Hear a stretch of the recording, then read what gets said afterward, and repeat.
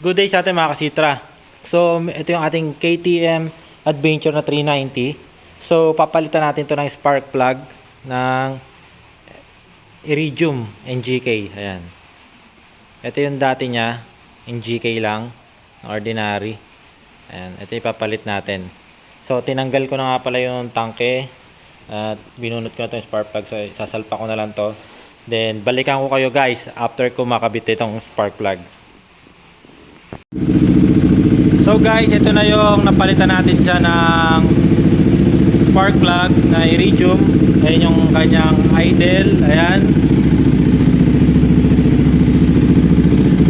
So try natin rev. So responsive. Ayos na ayos guys. Napaka-responsive na ating KTM Adventure 390. Ayan.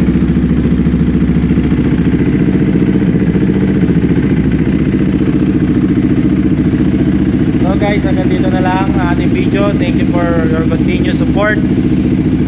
See you again sa ating next vlog.